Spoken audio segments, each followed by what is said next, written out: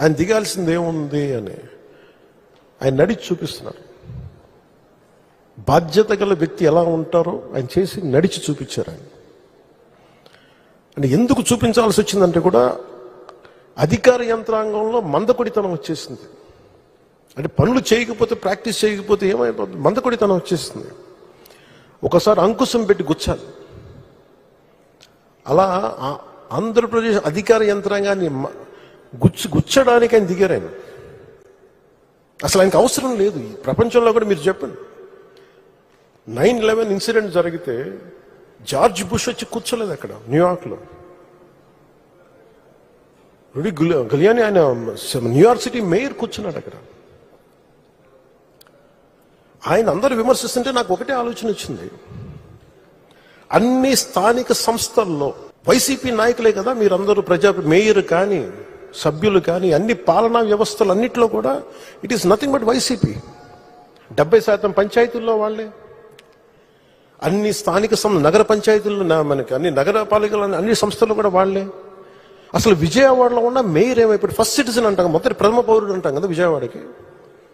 వాళ్ళకి బాధ్యత లేదా? వైసీపీకి బాధ్యత లేదా? ఎంతసేపు ఆయన విమర్శించడమేనా?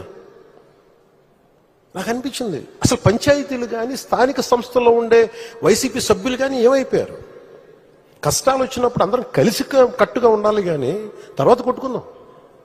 ప్రజలు కష్టాలు ఉన్నప్పుడు అప్పుడే మాట పెట్టుకుంటాం. వాళ్ళకి అన్నం పెడతామా, ఆదుకుంటామా, లేదంటే వాళ్ళని కూర్చోబెట్టి తిడతామా పక్కన సహాయపడే వాళ్ళని. బురదలోకి దిగి, నీళ్ళల్లోకి దిగి ఆయన ఒకవైపు నడుస్తూ ఉంటే ఆయన అభినందించాల్సింది పోయి ఆయనకి పక్కన మన కూర్చోబెట్టి ఒక మాట అనుకుని ఉంటే చాలు చేసే వ్యక్తిని. ఆ రోజున ఆయన పడ్డ కష్టం నాకు నిజంగా నాకు గుండె చెమర్చింది.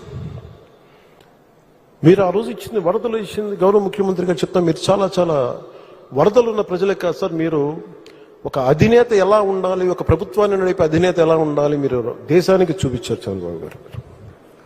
మనస్ఫూర్తిగా ఇన్స్పైర్డ్ అస్. మీకు మాటలు పట్టడం కొత్త కాదు, కానీ మీరు చేసే మంచి పనుల్ని, మీరు చేసే ఈ కష్టాన్ని మేమందరం గుర్తించి మేము మీతో అండగా ఉంటాం. అలాగే నేను ఈ 100 రోజుల్లో కూడా కీలకమైన ఆంధ్రప్రదేశ్లో పంచాయతీరాజ్ సంబంధించి గ్రామీణాభివృద్ధి శాఖ సాధించిన పురోగతి మీకు నేను తెలియజేసుకుంటాను.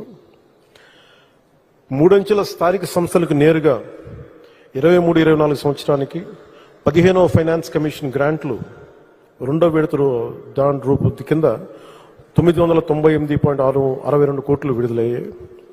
అదనంగా 24-25 ఆర్థిక సంవత్సరానికి ఒక 10 రోజుల క్రితమే తుఫాను ఆ సమయంలో 1076 కోట్ల ప్రతిపాదనలు సమర్పించబడ్డాయి.